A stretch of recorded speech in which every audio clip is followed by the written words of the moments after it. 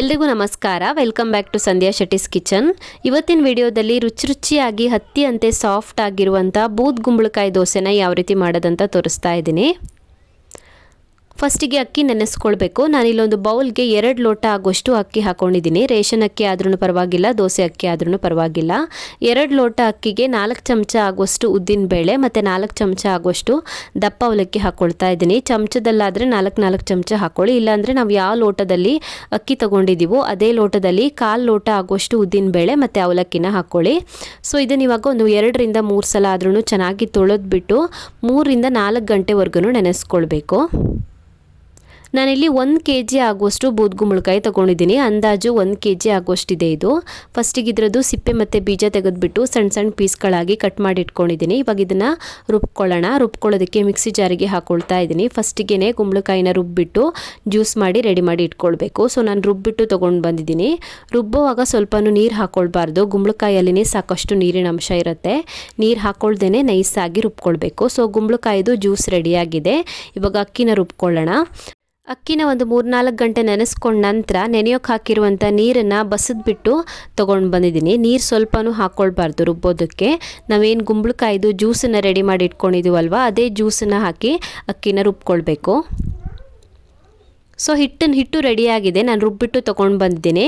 So ಇವಾಗ ಇದನ್ನು ferment ಮಾಡೋದಕ್ಕೆ ಬಿಡಬೇಕು. ಹುಳಿ ಆಗಬೇಕು. ಓವರ್ ನೈಟ್ ಹಾಗೆಯೇ ಬಿಡಬೇಕು. ಒಂದು 8 ರಿಂದ 10 ಗಂಟೆ ಆದ್ರೂ ಬೇಕಾಗ್ಬೋದು ಹುಳಿ ಆಗೋದಕ್ಕೆ. ನಾನಿಲ್ಲಿ ಓವರ್ ನೈಟ್ ಇಡ್ತಾ ಇದ್ದೀನಿ.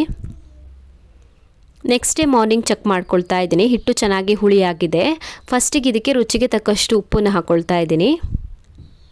ಹಾಗೆಯೇ 1 ಟೇಬಲ್ ಸ್ಪೂನ್ ಆಗೋಷ್ಟು ಸಕ್ಕರೆ ಹಾಕ್ಕೊಳ್ತಾ ಇದ್ದೀನಿ. 1 ರಿಂದ 2 ಚಮಚದವರೆಗೂ ಸಕ್ಕರೆ ಹಾಕ್ಕೊಳ್ಬೋದು.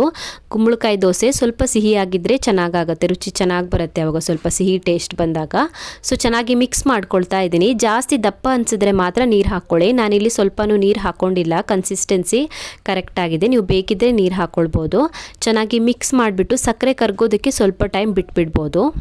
ಒಂದು 2-3 ನಿಮಿಷ ಹಾಗೆಯೇ ಬಿಟ್ಬಿಡಿ ಸಕ್ಕರೆ ಕರಗೋದಕ್ಕೆ. ಸೊ ಹಿಟ್ಟು ರೆಡಿಯಾಗಿದೆ. ಇವಾಗ ದೋಸೆ ರೆಡಿ ಮಾಡ್ಕೊಳ್ಳೋಣ. ದೋಸೆ ಮಾಡ್ಕೊಳ್ಳೋದಕ್ಕೆ ಕಾವಲಿನ ಕಾಯೋದಕ್ಕೆ ಇಟ್ಟಿದ್ದೀನಿ. ಒಂದು ಸಲ ಕಾವಲಿ ಕಾದ ನಂತರ ಎಣ್ಣೆ ಸವರ್ಕೊಳ್ತಾ ಇದ್ದೀನಿ. ಎಣ್ಣೆ ಅಥವಾ ತುಪ್ಪ ಸವರ್ಕೊಳ್ಬೋದು. ಇವಾಗ ಇದಕ್ಕೆ ಸ್ವಲ್ಪನೇ ಹಿಟ್ಟನ್ನು ಸೇರಿಸ್ಬಿಟ್ಟು ದೋಸೆಗಳನ್ನು ರೆಡಿ ಮಾಡ್ಕೊಳ್ಳೋಣ. ಒಂದು ಅರ್ಧ ಸೌಟ ಆಗುವಷ್ಟು ಹಿಟ್ಟು ಹಾಕ್ಕೊಂಡಿದ್ದೀನಿ. ಇವಾಗ ಇದನ್ನು ಮುಚ್ಚಿಬಿಟ್ಟು ಕಾಯಿಸ್ಕೊಳ್ಬೇಕು. ಒಂದು 30 ಸೆಕೆಂಡ್ಸ್ ಕಾಯಿಸ್ಕೊಂಡ್ರೆ ಸಾಕಾಗುತ್ತೆ. ಸೊ ನೀವು ನೋಡ್ತಿರ್ಬೋದು ಎಷ್ಟು ಚೆನ್ನಾಗಿ ಹೋಲ್ಸ್ಗಳು ಬಂದಿದೆ ನೋಡಿ ದೋಸೆಗೆ. ಸೋಡಾ ಹಾಕಿಲ್ಲ ಅಂದರೂ ಕೂಡ ತುಂಬಾ ಚೆನ್ನಾಗಿ ಬರುತ್ತೆ.